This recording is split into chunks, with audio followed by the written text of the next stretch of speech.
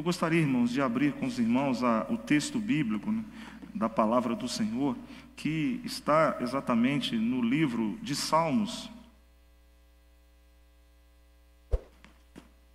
Livro de Salmos. E nós vamos ler o Salmo de número 128.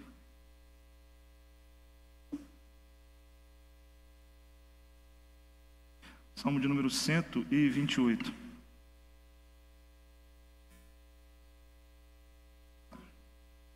Hoje, irmãos, o último domingo, né, do mês de maio. Por costume, estamos exatamente no mês de maio.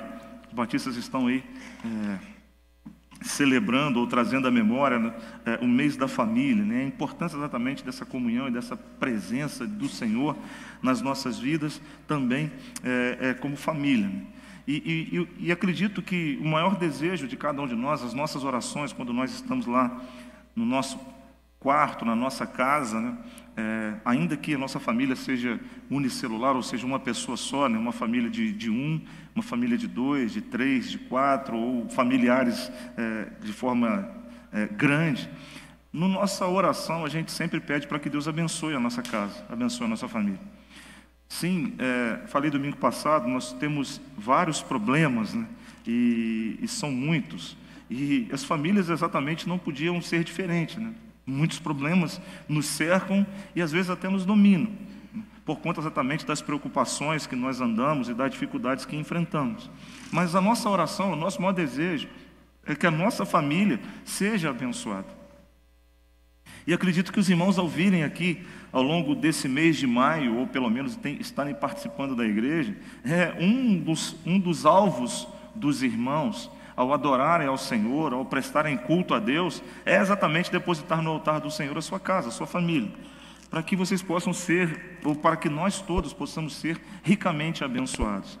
E existem, né, exemplos na Bíblia de famílias aí desestruturadas, famílias estruturadas. Nós temos aqui vários exemplos que a gente já pôde ver ao longo exatamente desse mês de maio, mas eu gostaria ainda de falar aqui de uma família, né, que basicamente parece, né, que salta aos olhos como uma família bastante abençoada, né?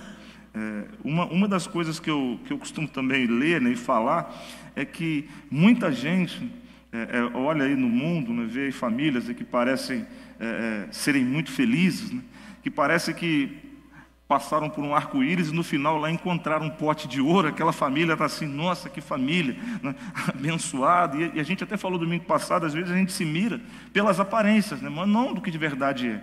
E a gente precisa exatamente se mirar não nas aparências, mas do que de verdade nos diz a palavra de Deus, para a nossa família, para a nossa vida, para o nosso lar.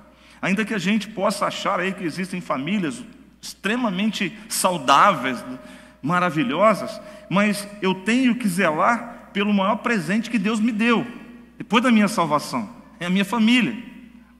E isso, irmãos, é um fator que precisa estar na minha mente como sendo o ideal, não só para mim, mas para todos quantos o Senhor confiou nas minhas mãos. Isso é um atributo, uma condição que é dada a todos os membros dessa casa. A gente precisa ser aqueles que zelamos, né, por uma família saudável, uma família abençoada por Deus, quer sejam filhos, quer sejam pais, marido, esposa, porque muitas das vezes nós olhamos somente para nós mesmos. Tenho dito também, né, ao longo desses dias, que hoje o Evangelho tem sido trocado para dizer para mim o que me agrada, né? E eu busco, às vezes, na igreja aquilo que me agrada, aquilo que me alimenta, e às vezes eu me esqueço, né, que eu faço parte de um conjunto de pessoas que estão junto comigo na mesma luta, na mesma batalha, e têm as mesmas necessidades. Estou falando da minha família mesmo. Não adianta a gente querer andar a 100 km por hora e a nossa família vir a 20, né, e achar que está tudo bem porque eu estou bem, e na verdade não. A gente precisa olhar os valores e princípios que a palavra nos dá e tornar esses valores, esses princípios verdadeiros dentro da nossa casa. Ame a sua família. Ame de todo o coração, de todo entendimento. Defeitos, dificuldades, sim, ela tem. Problemas, então, não se fala, são muitos, né? Talvez você veja com os seus pais às vezes eles tratam de forma que você não gostaria, ou talvez os seus filhos não respeitam aquilo que você esperava, mas ame a sua família. Consagre a sua família no altar do Senhor e busque, você junto com os seus, através de uma conversa, de um diálogo, se abrirem para um futuro melhor para a sua casa e para o seu lar. Pode ter certeza disso. Não deixe para depois, para amanhã, o que a gente precisa resolver hoje.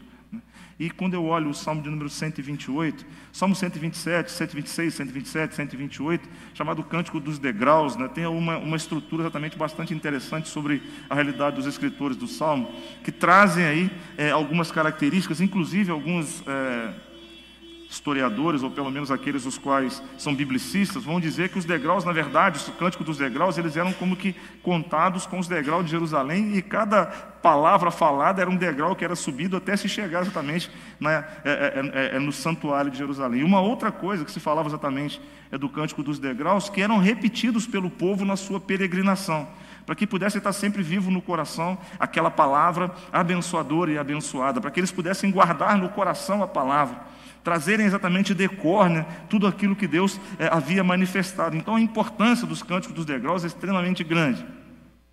E faz a gente pensar, inclusive, sobre a necessidade de recitarmos a palavra dentro do nosso lar.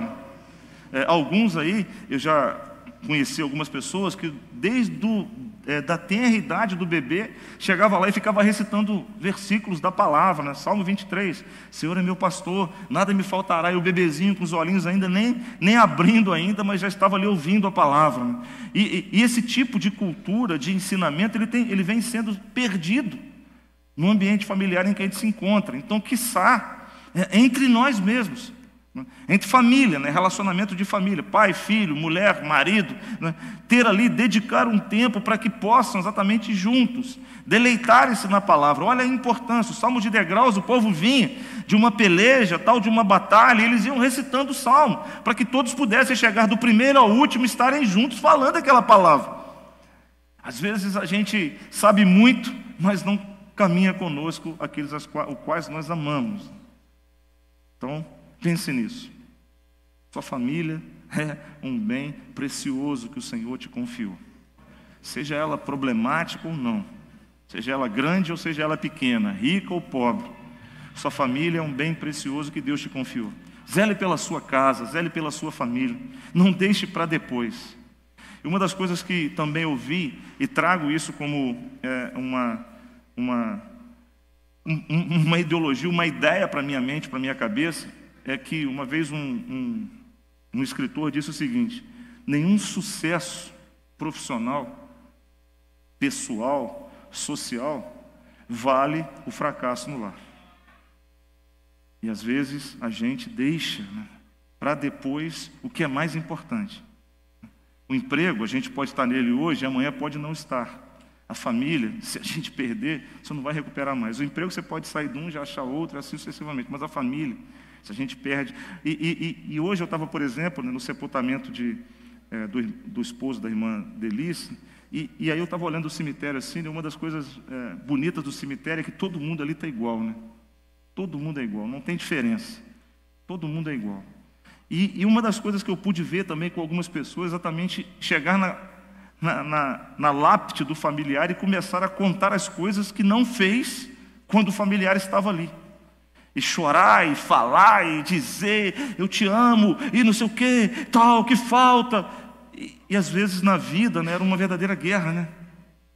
Então a gente precisa valorizar o tempo que a gente tem nesses dias, né? E a família é um local onde nós devemos manifestar esse poder e essa graça que vem de Deus a nós. Vamos ler o Salmo de número 128. Bem-aventurado é aquele que teme ao Senhor e anda nos seus caminhos, pois comerás do trabalho das tuas mãos. Feliz serás e te irá bem. A tua mulher será como a videira frutífera aos lados da tua casa, os teus filhos como plantas de oliveira à roda da tua mesa. Eis que assim será abençoado o homem que teme ao Senhor. O Senhor te abençoará desde Sião, e tu verás o bem de Jerusalém em todos os dias da tua vida. E verás os filhos dos teus filhos, e a paz sobre e Israel. Deus abençoe a gloriosa palavra do Senhor, né?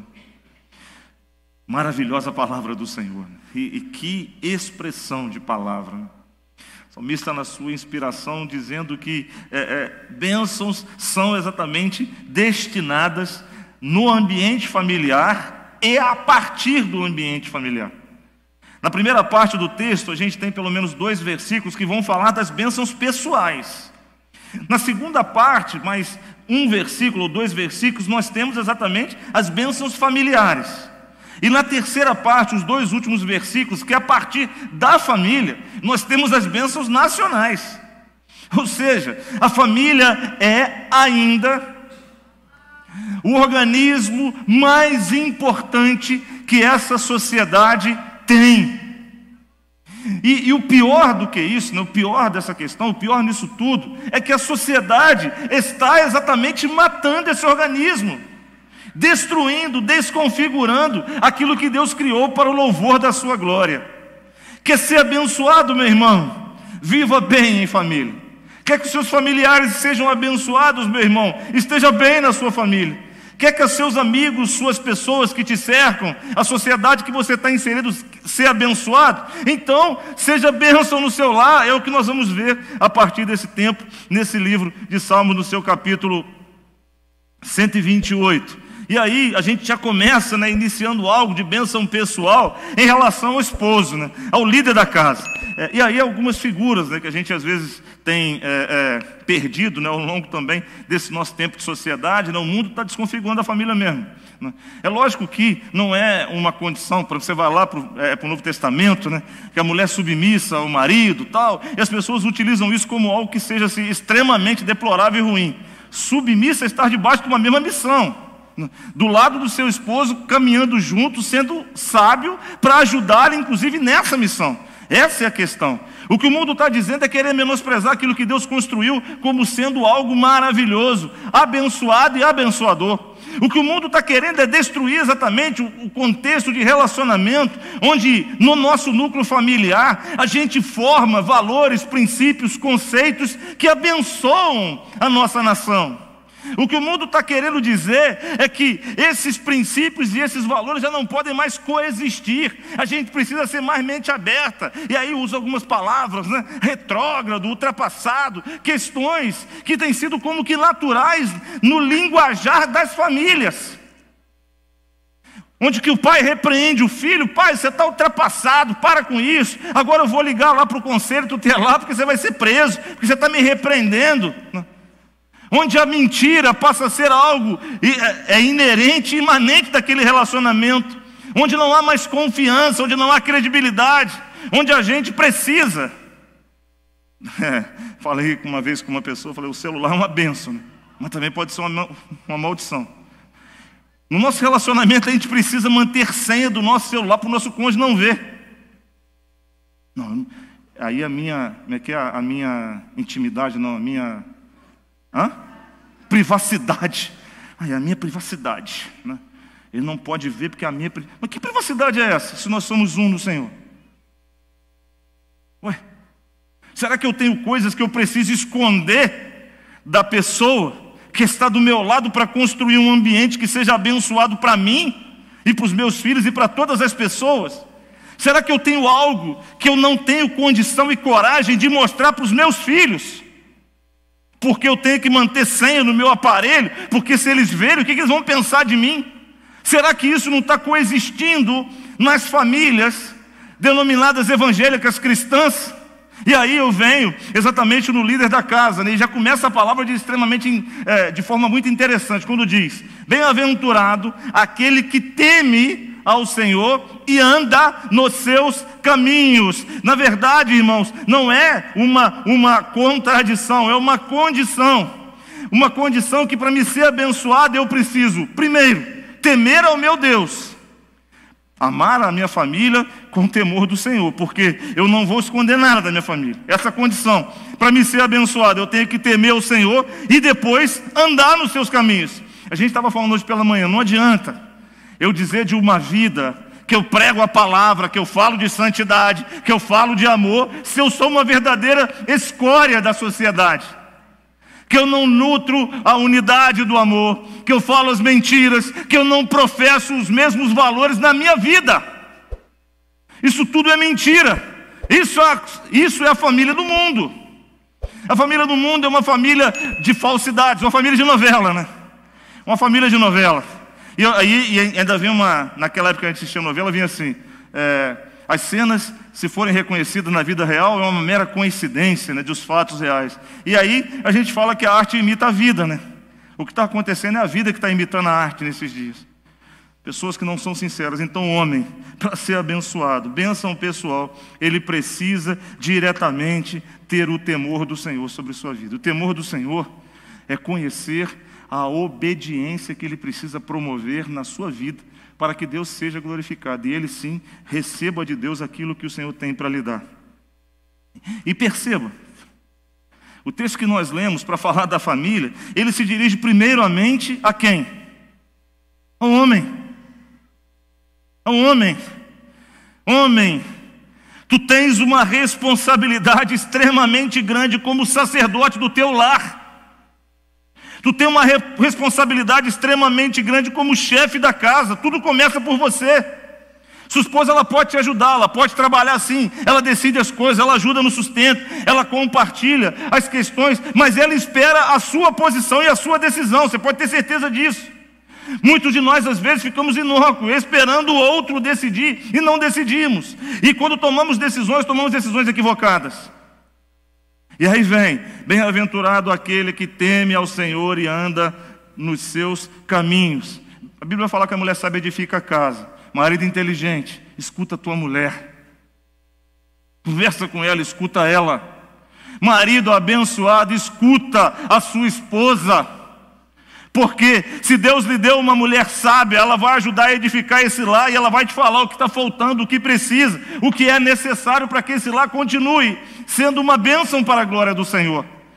Quer ser bem-aventurado, quer ser abençoado, tema ao Senhor e ande nos seus caminhos, porque o Senhor lhe fará prosperar o trabalho da tua mão, a tua empresa, os teus negócios, os teus estudos, tudo você verá o prover de Deus. Se nós não ocuparmos este lugar como homens, a probabilidade de que tudo vai correr de forma dramática e drástica é extremamente grande. Eu estava aqui, eu escrevi uma coisa que eu achei bacana para compartilhar com os irmãos. Uma pesquisa foi realizada por um instituto de nome Barna. Diz que quando uma criança ela se compromete com uma igreja, existe 2% de chance do restante da família acompanhar ela. Quando uma mulher faz isso, as chances aumentam para 17%. Mas quando o homem se compromete com a igreja, as chances pulam para 93% de que toda a família o acompanhe na presença do Senhor. Sabe por quê? Se nós olharmos esse mundo, maioria de homens se perdendo na bebida, em outras questões, levando para dentro de casa o desagrado, a tristeza. Mas quando esse homem conhece Jesus Cristo como autor e consumador da sua fé, e ele é vestido de uma nova roupagem, e ele se transforma naquele que Deus de verdade o criou, restaurando nele a imagem e semelhança do Senhor, aquele homem passa a atrair para si o olhar da sua família, ele passa a atrair para si a inspiração dos seus filhos, e aí ele pega a sua Bíblia, ele vai para a igreja, ele estuda a Bíblia, ele começa a ver os filhos, vamos orar, vamos ler a palavra, todos nós precisamos fazer isso. Todos nós precisamos fazer isso. E se você, meu irmão, não está sendo aquele que está direcionando o seu lar para ir à igreja, para se comprometer com a igreja e com o Senhor da igreja, você precisa temer ao Senhor da igreja e andar nos seus caminhos. A segunda coisa que a gente vê, as bênçãos familiares, né? A alegria da casa, né? A esposa, a alegria da casa. O Salmo diz assim: a tua mulher será como uma videira frutífera aos lados da tua casa, os teus filhos como plantas de oliveira à roda da tua mesa. Eis que assim será abençoado o homem que teme ao Senhor. Inicia por um processo pessoal e particular de renúncia, de entendimento, de reconciliação com Deus, olhando para si próprio e dizendo o seguinte: está na hora de eu me tornar esse homem que Deus quer. A partir daí, a tua família, seguindo junto contigo. E pode acreditar nisso, Barna fez essa pesquisa que eu achei muito interessante. Se o homem assumir um compromisso com Deus, ele vai dar exemplo para toda a sua casa. E eu admiro, tá, Juninho, seu compromisso com Deus, admiro mesmo. Admiro mesmo. Está dando exemplo para os filhos para dizer o seguinte: o melhor lugar é onde eu estou, meus filhos. E eu quero que vocês estejam comigo neste lugar, para que a gente honre e glorifique o nosso Deus, porque as bênçãos advirão de Deus para nós e sobre nós.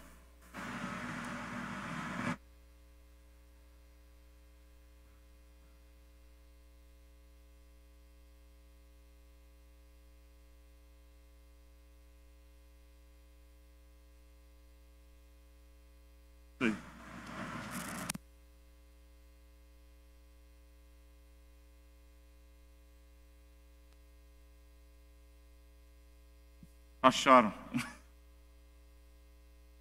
Hã? Ah, tá, obrigado, obrigado. O Salmo vai comparar a mulher a uma videira frutífera. E os irmãos sabem, né, o que significa a videira. Né? Videira é de onde vêm as uvas, né?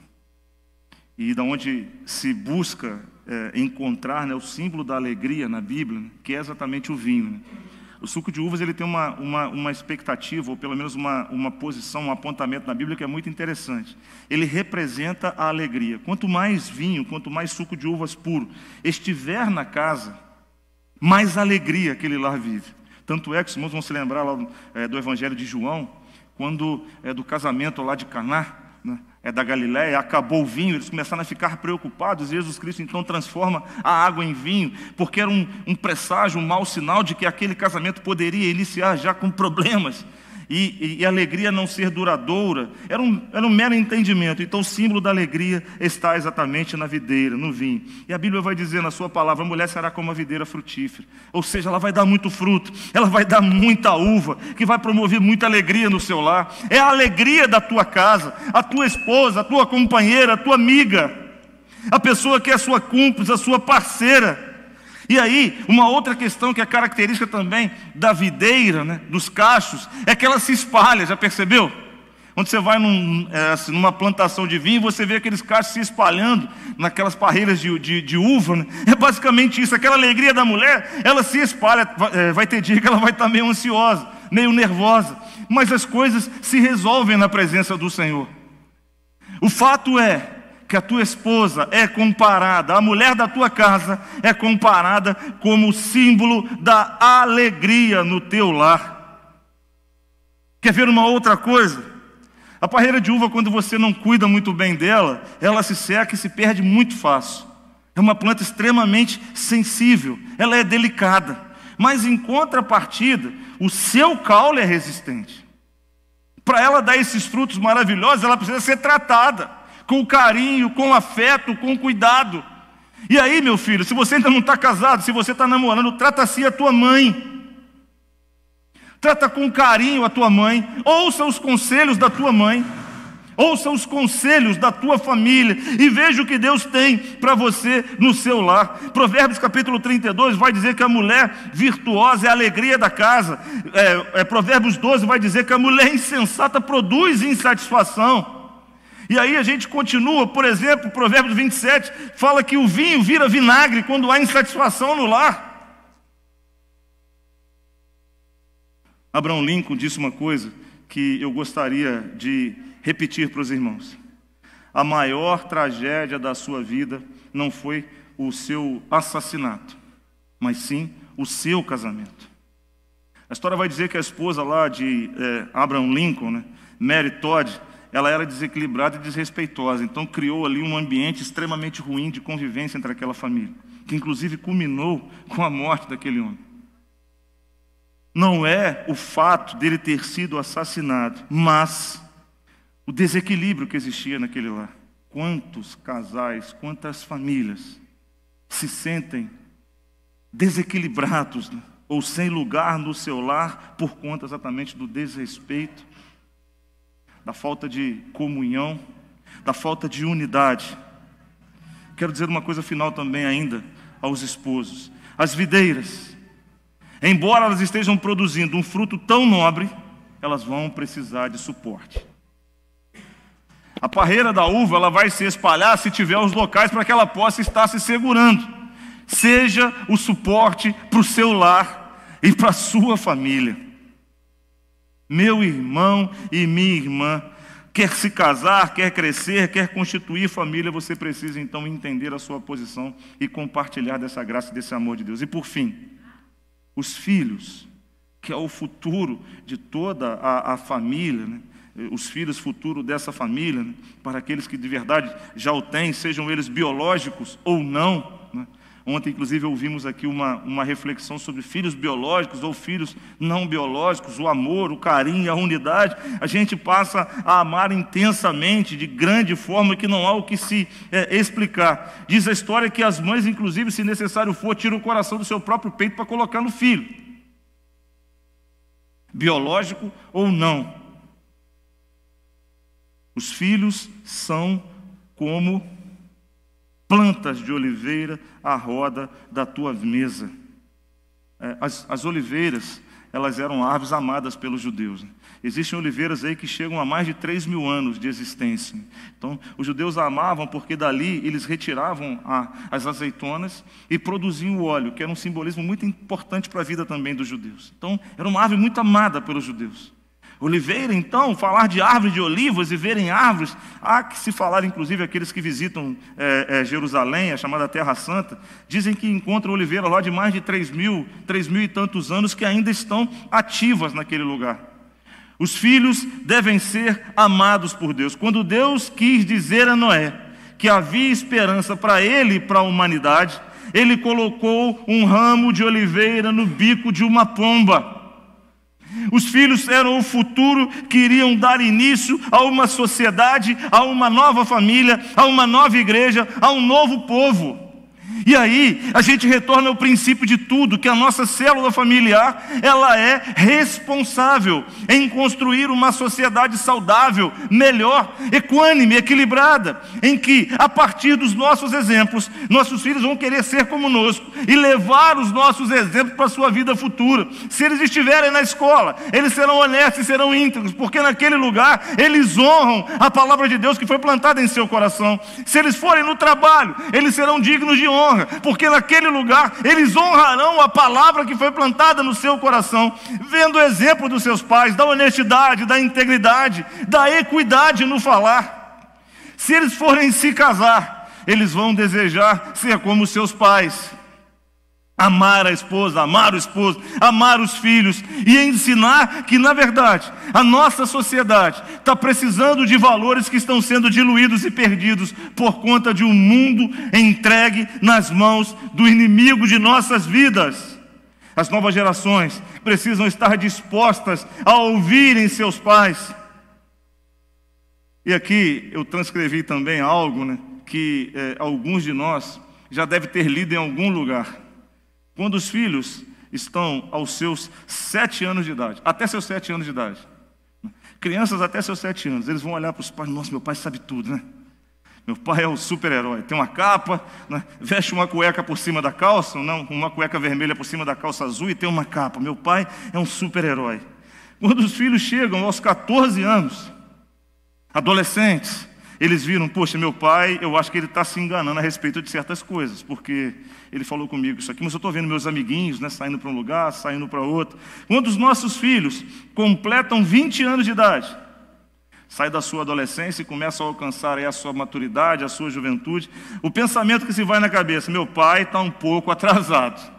Essas ideias já não cabem mais no mundo que a gente está vivendo, isso tudo já passou, já era. Meu pai está muito velho. 25, ele vai dizer o seguinte: meu pai está tão velho que eu acho que ele já está caducando.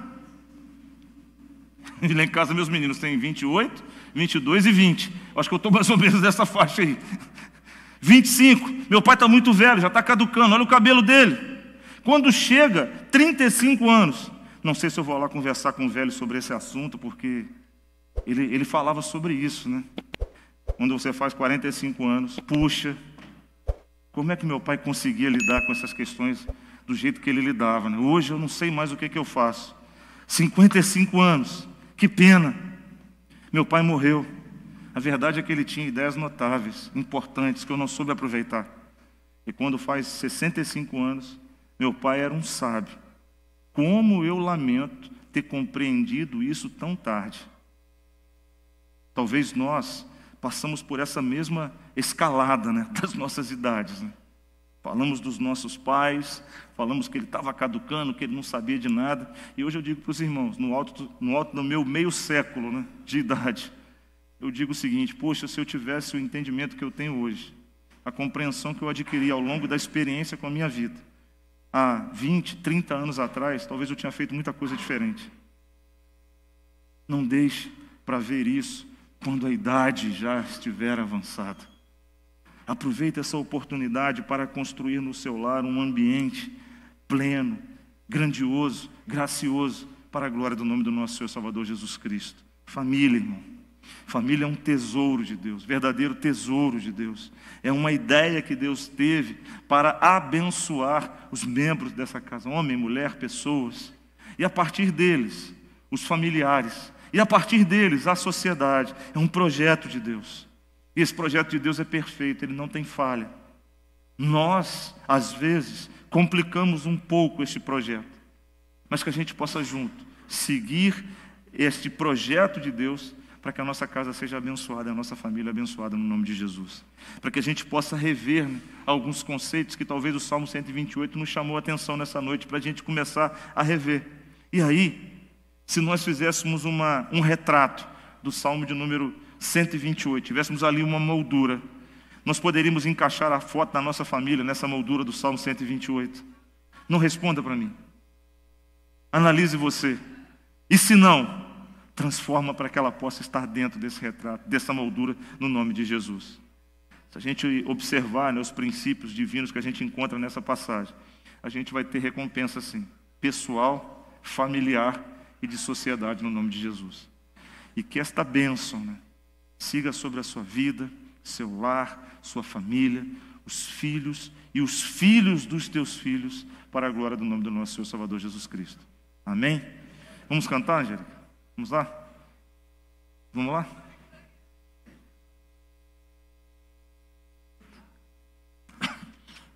E logo após esse cântico, nós vamos orar ao Senhor, impetrando também a bênção apostólica. Eu gostaria que você fechasse seus olhos, né, e fizesse dessa canção a sua oração. Vamos lutar, né, para que todos nós juntos, né, possamos fortalecer o nosso lar e nossa família, declarando a glória de Deus no nosso lar, no nome de Jesus. Seja tu e tua casa abençoado no nome de Jesus.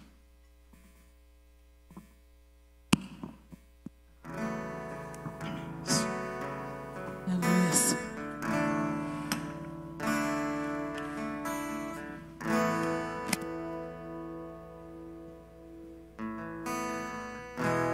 Que a bênção do Senhor alcance a cada família, a cada lar, de geração em geração. E os seus filhos, e os filhos dos seus filhos, dos nossos filhos, né? Que sejam agraciados e alcançados por essa bênção. Vamos colocar sobre nossos pés, irmãos, e juntos vamos, neste momento, pedir ao Senhor que a bênção se derrame. Cante conosco essa canção. Receba essa bênção e cante conosco. Que o Senhor te abençoe e faça brilhar teu rosto em ti, te conceda tua graça e te dê paz.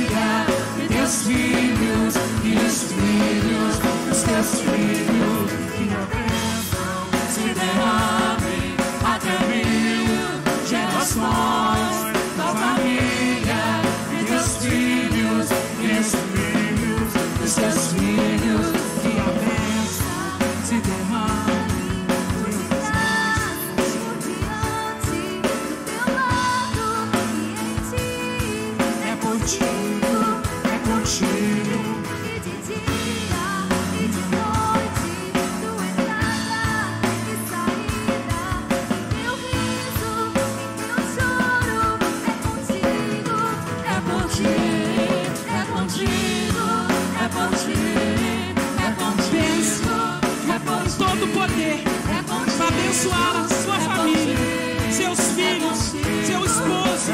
Você é bênção. Pense nisso.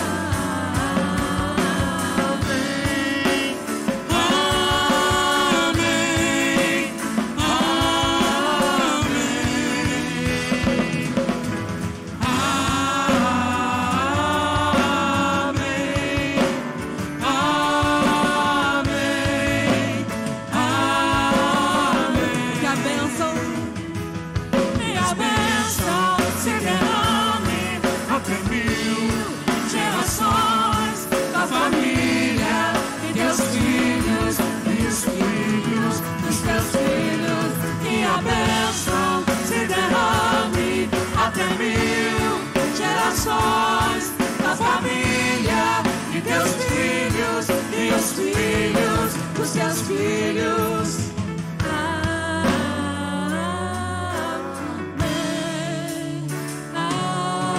Pegue na mão do seu irmão, do seu esposo, da sua esposa. Segure na mão do outro aí. Agora, profetiza nele a bênção. Diga para ele: você é abençoado nessa noite. O Senhor está aqui para me entregar a bênção, para te entregar a bênção, para que você venha entregar essa bênção à sua família, na tua casa. Aqueles que não estão aqui, desse toque com o seu coração, que sejam abençoados. Que a bênção se derrame até 1000 gerações da família, dos filhos e os filhos dos teus filhos. Amém. Amém.